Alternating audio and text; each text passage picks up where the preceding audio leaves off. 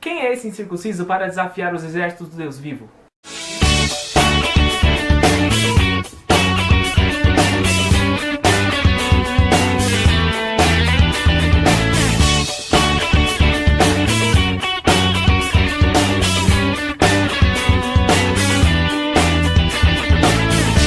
Fala pessoal, estamos aqui em mais um vídeo, eu aqui com a Késia.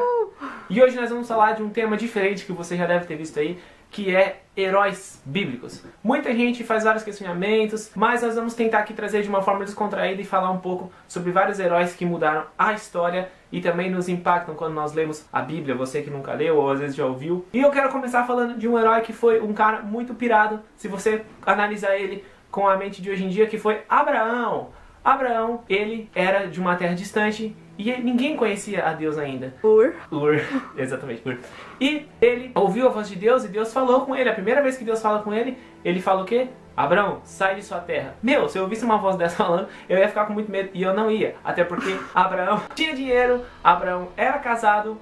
A Bíblia não relata, mas eu não sei se a mulher dele topou de boa, né? E ele levou a mulher dele e o sobrinho dele e eles foram de boa. Então eu admiro muito o Abraão, porque ele foi um cara assim muito ousado e ele não tava nem aí porque ia acontecer, e ele confiou realmente na voz de Deus, ele teve aquela certeza.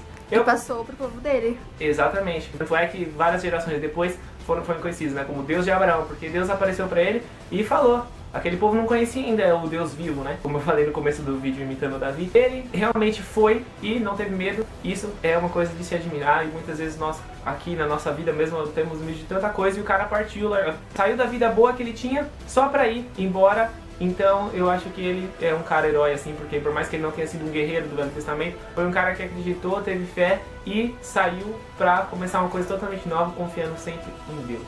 Vamos falar agora de Moisés! Moisés, amo! que é um dos meus preferidos, porque ele era um cara muito, muito ousado. A história de Moisés começa também numa piração muito grande, em que os egípcios, né, queriam matar todas as crianças. E... crianças ou meninos? Não lembro agora. Meninos. Todos os meninos, né? É verdade, aqui eu lembro da história de Jesus. Mas então, ele queria matar todos os meninos e a mãe, no ato desesperado dele, colocou ele numa cestinha e colocou ele no rio. Que mãe faz isso, Rio né? Nilo. Pra ele... no Rio Nilo. Pra ele ser salvo, então ela confiou. É isso que eu acho muito legal em todos os heróis da Bíblia. Eles não viam Deus, mas eles acreditavam. Tanto é que depois pelos egípcios foi considerado... foi chamado o Deus invisível, né, o Deus de Moisés, porque eles não viam, mas acontecia coisas loucas que eles não conseguiam explicar. Mas voltando, a mãe de Joquebede, né? Não, Joquebede não. A mãe de Moisés coloca ele no rio e aí ele é levado lá na cestinha. Provavelmente tinham vários crocodilos, tem algumas animações, alguns filmes que colocam isso. Eu não duvido nada, porque era um rio, então devia ter várias coisas dessas. E aí, ele é levado, ele é encontrado por uma princesa e você provavelmente já conhece essa história.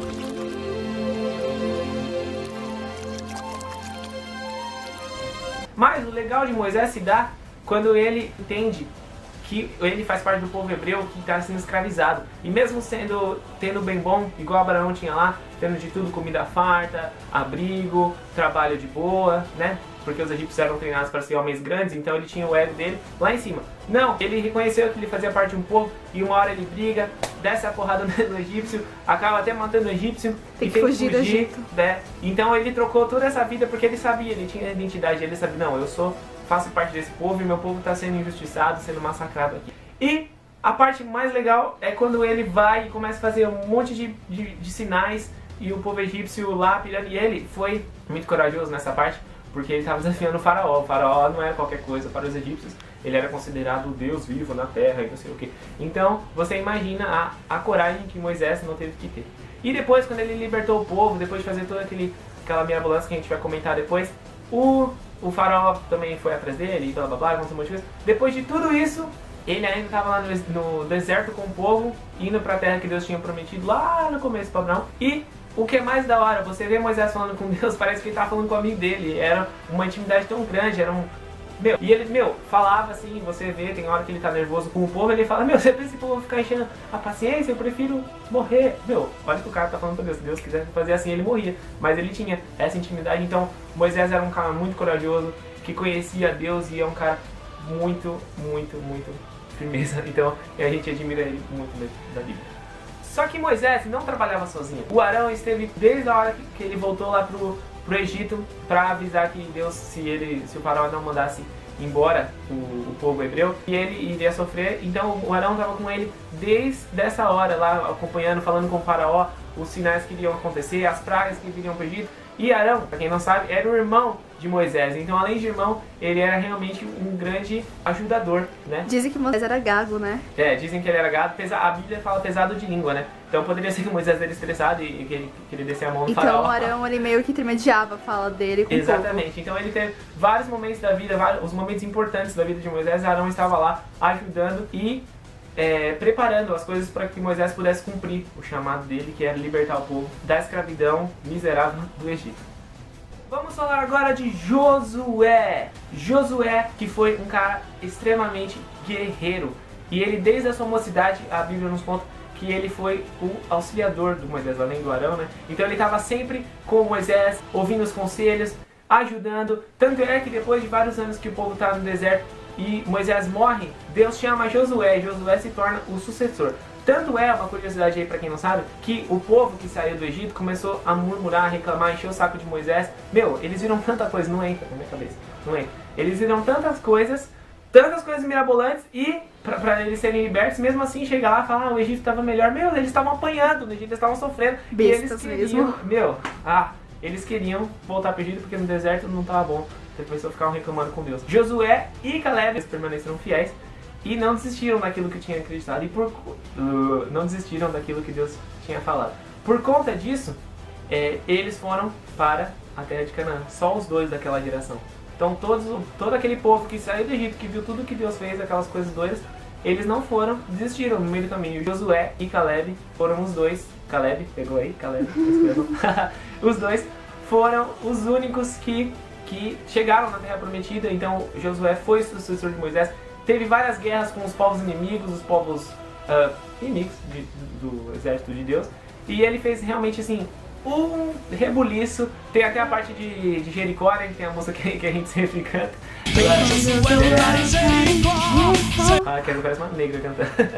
E aí o Josué também várias vezes ele era vencedor. E a Bíblia fala que mesmo ele estando em idade avançada, porque passou uma geração inteira que cresceu, ele tinha o vigor de um jovem. Então ele se mantinha guerreiro desde quando ele era moço, e ele envelheceu sua carne, né? Porque ele continuou aquele guerreiro intenso, que não tinha medo e acreditava. Tanto é que ele, Josué e Caleb, foram os únicos que acreditaram quando eles viram a terra e sabiam que eles iam entrar lá, acabar com aqueles gigantes. Aqueles gigantes.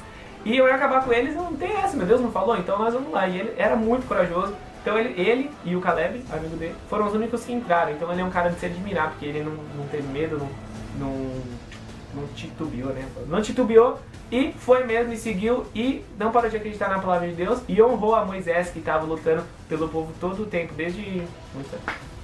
Vamos falar agora de Sadraque, Mesaque e Abednego. Um brinde a eles. Brincadeira, é só pra você. Mas então, vamos falar deles três. Eles três e Daniel eram homens que foram levados para a Babilônia como escravos do seu país. Eles foram levados. E eu acho muito interessante isso, porque mesmo eles estando em uma terra estrangeira, eles não aceitaram, não esqueceram as suas origens e não esqueceram os seus costumes. Então a gente pode ver na história deles, e a gente os considera heróis, porque eles foram realmente muito doidos em desafiar a autoridade do rei, mas se fosse contra o que eles tinham sido ensinados, daquilo que eles acreditavam, naquilo que eles tinham certeza que era verdade, como por exemplo a fornalha, né, que a gente vai comentar um pouquinho depois, a fornalha, como por exemplo a hora dos legumes, que eles poderiam ter se saciado da comida do rei e não quiseram, né, porque eles sabiam que o rei era contra o Deus de Israel, e era, como eu posso dizer, crente, ele era crente aos outros deuses, né, mas eles não esqueceram e eles realmente desafiaram. Então isso,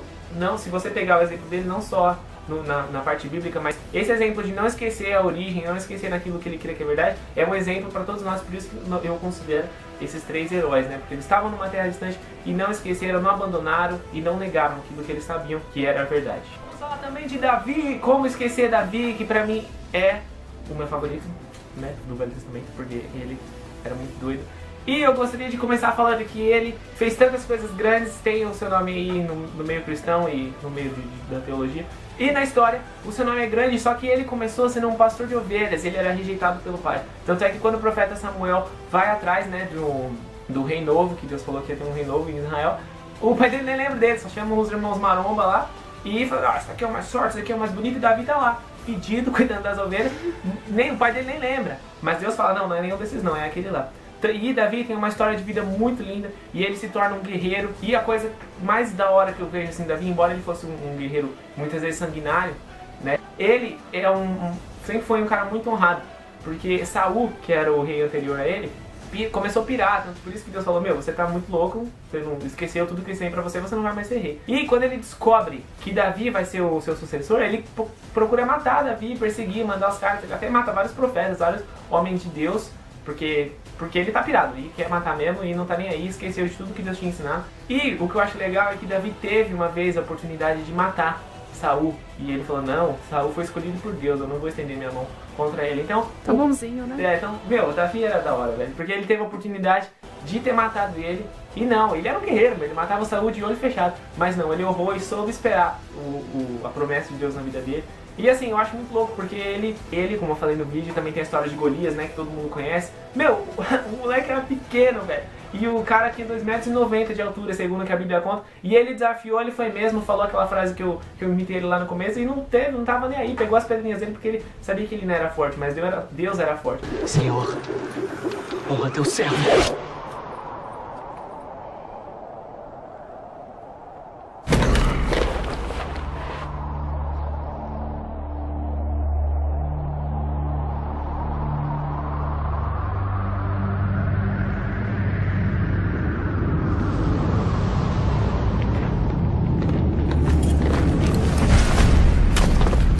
Então essa coragem, essa ousadia do Davi é o que me faz considerar ele o herói mais da hora do Velho Testamento. E agora, pessoal, é hora de 2 Minutes!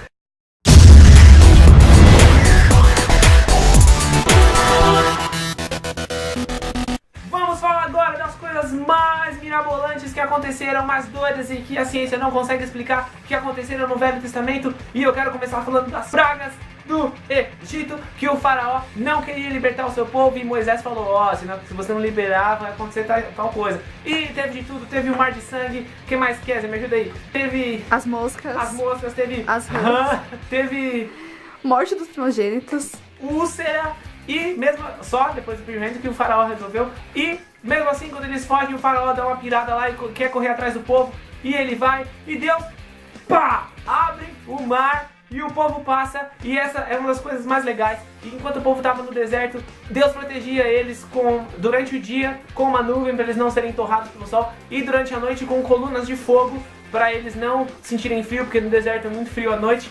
E Deus fez essas coisas lindas para o povo, e mesmo assim o povo ficava enchendo o saco e reclamando e falando que o Egito estava...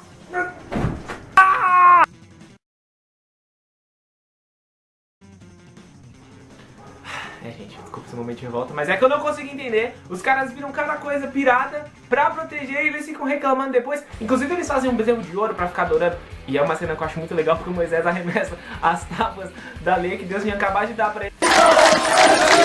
É assim que servem a Deus na minha ausência!